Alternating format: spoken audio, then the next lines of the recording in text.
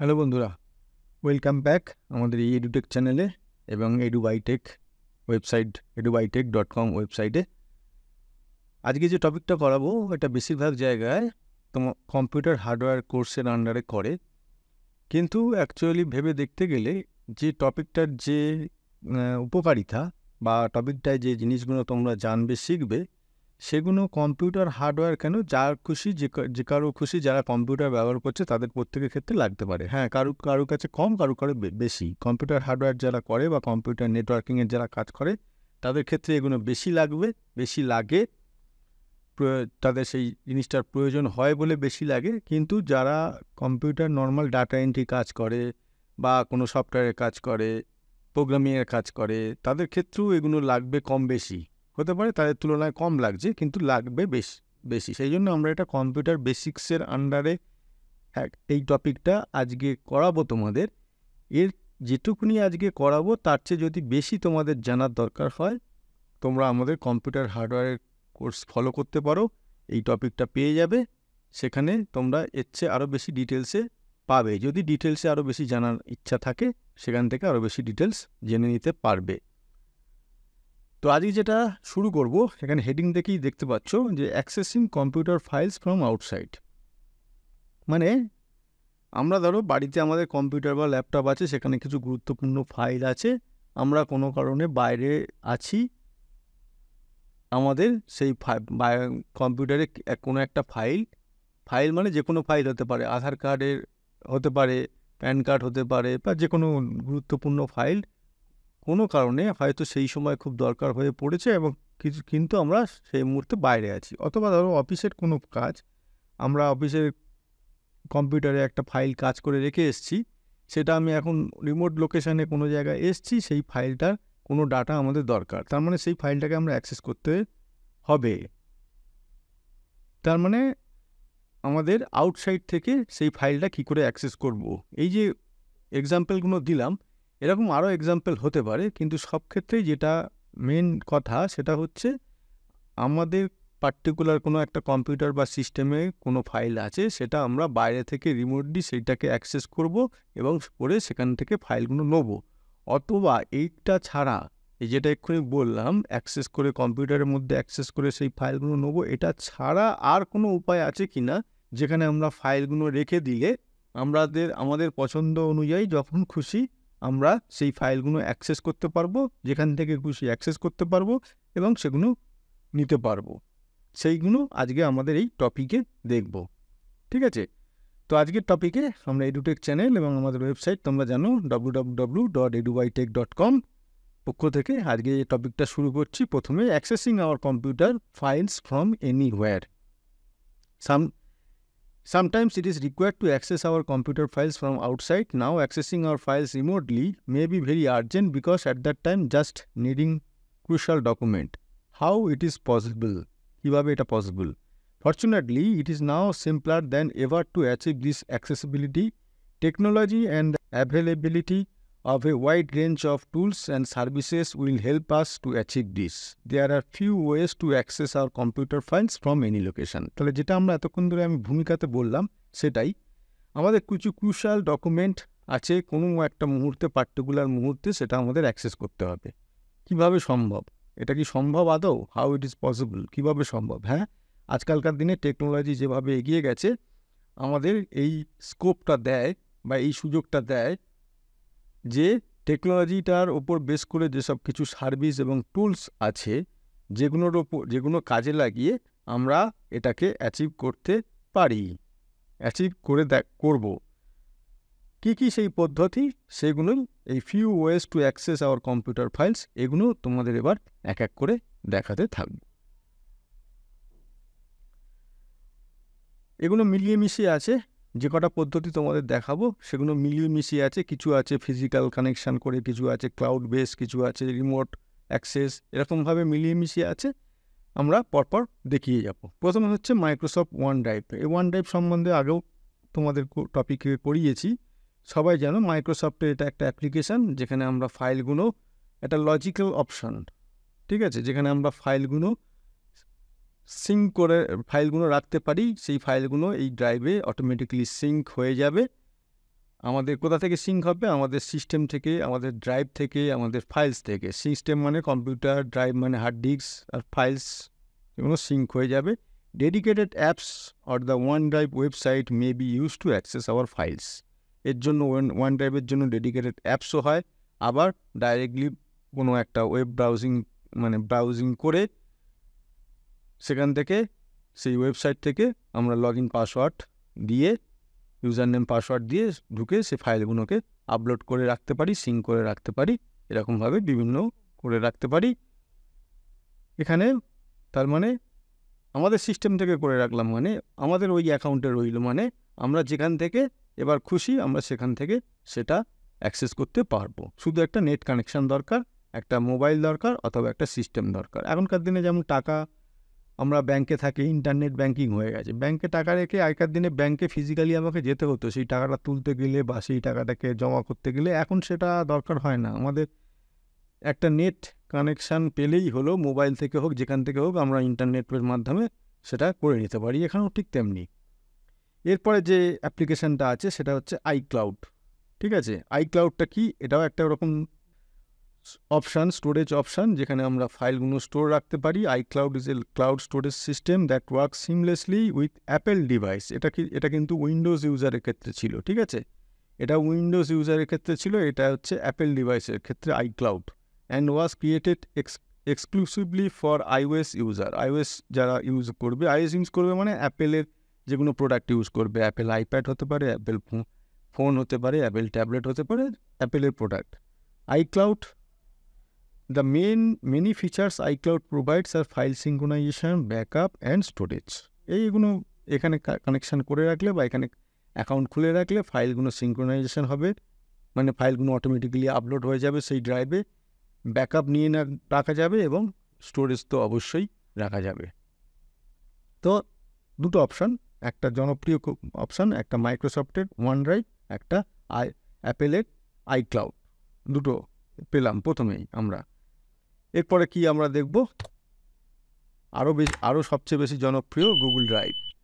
Google ড্রাইভে কম বেশি সবাই জানো, তবুও আরেকবার বলে দিই। A very popular online storage solution. Google drive easily links with your Google account. Google অ্যাকাউন্টে যদি লগ ইন করি আমরা, তাহলেই আমরা গুগল ড্রাইভে অ্যাক্সেস পেয়ে যাই। We may access our files from any internet connected device by uploading them to Google Drive. যে কোনো ইন্টারনেট কানেকশান, বাকিগুলোর মতো যে কোনো ইন্টারনেট কানেকশান থাকবে, আমরা সেখান থেকে গুগল ড্রাইভে আপলোড করে দিতে পারবো। রিয়েল টাইম সিঙ্ক্রোনাইজেশন, মানে রিয়েল টাইম মানে যে সময় আমরা আপলোড করছি সেই সময় সেই সিঙ্ক্রোনাইজেশনটা হয়ে যাবে সঙ্গে সঙ্গে। Of changes is enable and the files are safely kept in the cloud. Cloud storage সম্বন্ধে আমরা আগে ডিটেলসে করিয়েছি। ক্লাউড স্টোরেজ তবু এখানে একবার বলে দিই, বারবার এই কথা প্রসঙ্গে আসছি। ক্লাউড স্টোরেজ এখন একটা স্টোরেজ যেটা আমরা এটা প্রোভাইড করে বিভিন্ন সার্ভিস প্রোভাইডার আছে, অ্যামাজন আছে, ঠিক আছে, এরকম আরও বিভিন্ন সার্ভিস প্রোভাইডার আছে যারা ক্লাউডে, তারা একটা স্টোরেজ বিরাট বড় অ্যামাউন্টের, মানে বিরাট বড়, পৃথিবীর যে কোনো প্রান্তে থাকতে পারে, যে কোনো জায়গায় থাকতে পারে। কোথায় থাকবে? আমরা যে এই যে ক্লাউডে গুগল ড্রাইভে আপলোড করি, ওয়ান ড্রাইভে আপলোড করি, আইক্লাউডে কোথায় আছে ফাইলগুলো জমলো, কোন দেশে জমলো, কোন দেশে স্টোরেজে গিয়ে জমলো, সেটা আমরা কেউ জানি না। সেটা সম্পূর্ণরূপে যারা সার্ভিস প্রোভাইডার তারা জানে।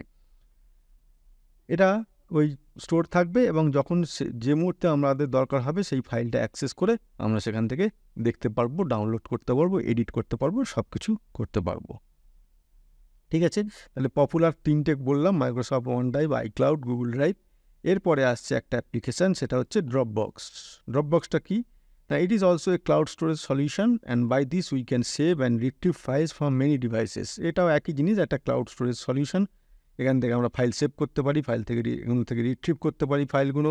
ইট ensures your files are always up to date by creating a dedicated folder on our PC that syncs with the cloud. আমাদের একটা ডেডিকেটেড ফোল্ডার যেখানে ক্রিয়েট হয়ে যাবে, সেই ফোল্ডারে আমরা যে ফাইলগুলো রাখবো, নেট কানেকশান পেলেই অটোমেটিক্যালি সেইখানে এই ফাইলগুলো সেফলি আপলোড হয়ে যাবে বা সিঙ্ক হয়ে যাবে, এবং সেটা অবশ্যই ক্লাউডে হবে।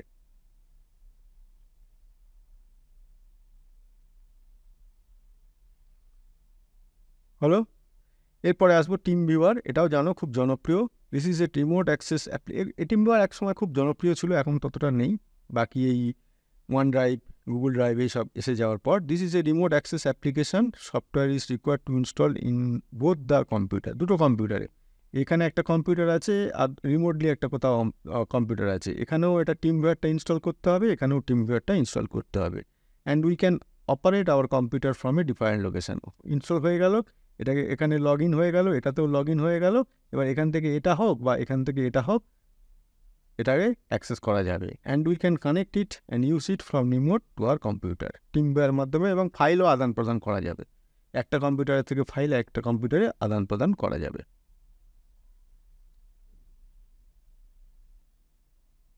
এরপরে আমরা কি দেখব? Chrome remote desktop. Chrome remote desktop এটাও একটা application. This practical choice is available to Chrome user. Chrome user use করলে তবেই এই ফেসিলিটিটা পাবো, এই অপশানটা পাবো। It can be used in any other device with the Chrome browser to access our computer. এটা করতে পারবো কখন এবং এই সুবিধাটা পাবো কখন না, দুদিকেই ক্রোম ব্রাউজার থাকতে পারবে, ক্রোম ইউজার হতে হবে, ঠিক আছে? ক্রোম ব্রাউজার দিয়ে যেহেতু অ্যাক্সেস হচ্ছে, দুদিকেই এটা থাকতে হবে। A simple set up is provided and security measures guaranteed A secure connection. কিছুটা সেট আপ করে নিতে হবে, অবশ্যই জিনিসটাকে তো কনফিগার করতে হবে অ্যাপ্লিকেশানটাকে, নাহলে একটা এখানে সিকিউরিটির ব্যাপার আছে, পাসওয়ার্ডের ব্যাপার আছে, সেটিংয়ের ব্যাপার আছে, সেই জন্য এটাকে সেট আপ করে নিতে হবে, দুদিকেই করে নিতে হবে, দুটো কম্পিউটারই করে নিতে হবে, যেখান থেকে করব আর যেখানে করব দুটোই করে নিতে হবে। এই সেটিংগুলো, এগুলো অপশানগুলো এখানে আর দেখাচ্ছি না, এগুলো জাস্ট তোমাদের যেহেতু ইনফরমেশান জানার জন্য, কীভাবে এটা বাইরে থেকে রিমোটলি ফাইল অ্যাক্সেস করা যায় সেই জন্য এখানে দেখাচ্ছি। যদি কেউ আরও ডিটেলসে জানতে চাও তাহলে ওই বললাম আমাদের হার্ডওয়্যার কোর্স যে ভিডিওগুলো আসে সেখানে পেয়ে যাবে। মানডে আর ফ্রাইডে করে আমাদের কম্পিউটার হার্ডওয়্যার নেটওয়ার্কিংয়ের ওপর ভিডিও রিলিজ হয়, সেখানে কোনো একটা টপিকে কোনো একটা ভিডিওতে পেয়ে যাবে। এরপরে আসছে network access point, NAS। Network access পয়েন্টটা কি না, we may set up our cloud storage by installing a network attached storage device at our house or place of business. এটা কিছুই না, এখানে বিভিন্ন কম্পিউটার তো এখানে থাকবে, ধরো একটা জায়গায় কম্পিউটার আছে, এখানে একটা নেটওয়ার্ক অ্যাক্সেস, সেটাকেই বলছে এখানে NAS বলা হচ্ছে, সেইটা থ্রু দিয়ে এই কম্পিউটারগুলো কানেক্ট থাকবে, ঠিক আছে? তার মানে এবার এখানে এটাতে ইন্টারনেট থাকবে, এটাতে তো ইন্টারনেট থাকবে, দিতেই হবে। দিলে কি হবে, বাইরে থেকে আমি যখন একে অ্যাক্সেস করব, এর থ্রু দিয়ে এই কম্পিউটারটা বা এর থ্রু দিয়ে এই কম্পিউটারটা বা এর থ্রু দিয়ে এই কম্পিউটারটা আমি অ্যাক্সেস করতে পারবো। এটাই NAS-এর এটা basic function. We have to set up the network access point for remote access করার জন্য বাইরে থেকে, মনে করো এটা অফিস, আমাদের অফিসে এই কম্পিউটারগুলো আছে, কোন কম্পিউটারে কোন ফাইল আমাদের তো আগে থেকে লাগবে জানবো না, সুতরাং এইভাবে কনফিগার করে রেখে দিলাম। এবার বাইরে থেকে আমি এখানে আছি, সেখান থেকে আমি এই কম্পিউটার 1 বা কম্পিউটার 2 বা কম্পিউটার 3 যেটা খুশি আমরা এখানে অ্যাক্সেস করতে পারবো। And for this we must have a reliable internet connection, যেটা এক্ষুনি বললাম, এখানে ইন্টারনেট দেওয়া থাকতেই হবে, so that we can access our files from a distance. তার জন্য কী হবে, আমরা বাইরে থেকে যে কোনো ফাইল যে কোনো কম্পিউটারে অ্যাক্সেস করতে পারবো। অবশ্যই এগুলো পারমিশন দিয়ে সেট আপ করে রাখতে হবে, কনফিগার করে রাখতে হবে, তবেই এটা কাজে হবে, আদারওয়াইজ হবে না।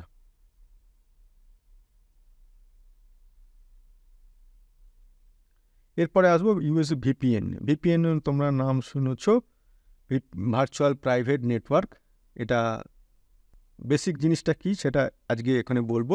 From anywhere globally and through a virtual private network we can securely connect to our home or workplace network. এটা গ্লোবালি হতে পারে বা লোকালি হতে পারে, যাই হোক না কেন, এই ভিপিএন যদি ইনস্টল করা থাকে, ভিপিএন যদি কাজ করা থাকে, তাহলে যে কোনো জায়গা থেকে আমরা এই ভিপিএনের ঢুকে সেই নেটওয়ার্কিংয়ের যে কম্পিউটারগুলো থাকবে সেটা অ্যাক্সেস করতে পারবো। After connecting we may use hour computers file just like we are on the same local network. এই ভিপিএনে একবার যদি আমরা লগ ইন করে নিই সাকসেসফুলি, তাহলে কি হবে, তাহলে যেটা হবে সেটা হবে যেন আমরা সেম নেটওয়ার্কিংয়ের আন্ডারে চলে এলাম, অথচ আমি বাইরে হয়তো অন্য দেশে বসে আছি, ঠিক আছে? আমরা ভিপিএনটার অ্যাক্সেস আমাকে পারমিশন নিতে হবে। কিভাবে পারমিশন নেবো, তার জন্য ইউজার আইডি পাসওয়ার্ড থাকতে হবে। সেটা কে প্রোভাইড করবে না, সেটা যদি কোম্পানি হয় কোম্পানি থেকে প্রোভাইড করবে, কোনো অর্গানাইজেশন যদি হয় সেই অর্গানাইজেশন থেকে প্রোভাইড করবে। যে মুহূর্তে আমরা এই ভিপিএনটাকে লগ ইন করে নিলাম, সেই মুহূর্তে মনে হয় আমরা কি বললাম, একটা অফিসে পাশাপাশি যে 3-4টে কম্পিউটার যে নেটওয়ার্কিংয়ে থাকে ওই রকম কন্ডিশনে চলে আসলাম। এখানে দেখো এইটা হচ্ছে রিমোট, এটা হেড অফিস, এটা রিজিওনাল অফিস, এটা রিজিওনাল অফিস। আমি রিমোটলি এখান থেকে এই হেড অফিসের থ্রু দিয়ে এর থ্রু দিয়ে এখানেও অ্যাক্সেস করতে পারি। এখানে মানে সবাই যে কটা এখানে কম্পিউটার আছে, যে কটা লোকেশন আছে, সবাই এখানে ভিপিএনে একটা নিজস্ব লোকাল এরিয়া নেটওয়ার্কের মধ্যে এসে গেল, এরকম এখানে মনে হবে বা এরকমভাবে কাজ হবে। তার ফলে আমি সিকিউরলি আমার অর্গানাইজেশনের, আমার অফিসের কোনো পার্টিকুলার ওয়েবসাইট, কোনো পার্টিকুলার প্রোগ্রাম, কোনো পার্টিকুলার সফটওয়্যার ভিপিএনে লগ ইন করার পর সেগুলো ইউজ করতে পারবো, যেটা বাইরে হলে সম্ভব হতো না। ঠিক আছে, আমি কি এখন বসে কোনো রিলায়েন্স কোম্পানির কোনো একটা পার্টিকুলার আমার কম্পিউটার থেকে চালাতে পারবো না। আমার কখন চালাতে পারবো? যদি আমি রিলায়েন্স কোম্পানির ভিপিএনে ঢুকি, তারা আমাকে ইউজার আইডি পাসওয়ার্ড দিয়ে পারমিশন দেয়, তখন আমি দেখব যে তাদের কম্পিউটারে কোনো যদি প্রোগ্রাম বা তাদের কোনো ওয়েবসাইট বা তাদের নিজস্ব কোনো অ্যাপ্লিকেশান আমার বাড়িতে কম্পিউটারে বসে, যেগুলো এখন মানে ওয়ার্ক ফ্রম হোম ম্যাক্সিমাম যেখানে এরকমভাবে কাজ হয়, তারা ওই অফিসের বা অর্গানাইজেশনের ভিপিএনে কানেক্ট হয়ে যায়, হয়ে ওয়ার্ক ফ্রম হোম মানে বাড়ি থেকে বসে তাদের পিসি থেকে হোক, ল্যাপটপ থেকে হোক কাজ করে।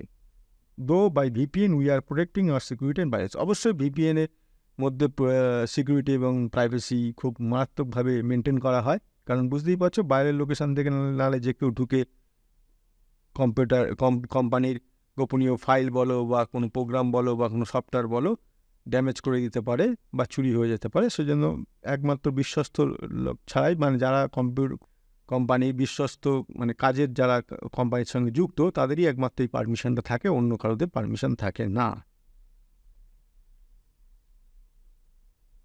এরপরে আসবো file transfer protocol. File transfer প্রোটোকলেও এটা নেটওয়ার্কিং ইউজ হয়। Internet is a TCP based network where FTP is a shared network protocol that moves files from one host to another. এটা ইন্টারনেটে একটা কম্পিউটার থেকে ইন্টারনেটে আর একটা কোনো জায়গায় আমরা যখন মেল পাঠাই, মেলে তো একটা কোনো মেল মানে একটা কোনো মেসেজ আছে এবং তার সঙ্গে কোনো একটা অ্যাটাচমেন্টও থাকতে পারে, সেটা কি সিস্টেমে পাঠানো হয় না, ইএফটিপি ফাইল ট্রান্সফার প্রোটোকল, এই প্রোটোকলে পাঠানো হয় এবং এটা TCP based network, transmission control protocol based network হয়।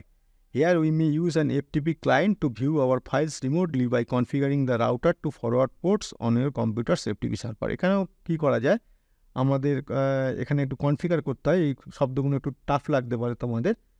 যাই হোক, মেন সোজাভাবে যেটা বললে বোঝা যায় সেটা হচ্ছে, এখানে কম্পিউটারটার পোর্ট, যে রাউটারটা থাকবে তার পোর্টটাকে ফরওয়ার্ড করে, পোর্টটা ফরওয়ার্ড মানে ধরো আমাদের একটা স্টেডিয়ামে কোনো একটা অনুষ্ঠান হচ্ছে, ফুটবল ম্যাচ বা ক্রিকেট ম্যাচ হচ্ছে, আমাদের থাকে না এই গেটটা জন্য এত নাম্বার থেকে এত নাম্বার টিকিট, এই গেট এ 1 নম্বর গেট দিয়ে যাবে, এত নাম্বার থেকে এত এই গেট 2 নম্বর গেট দিয়ে যাবে, ভিভিআইপিদের জন্য আরেক রকমের গেট, এরকম খেলোয়াড়দের জন্য আরেক রকমের গেট এরকম থাকে।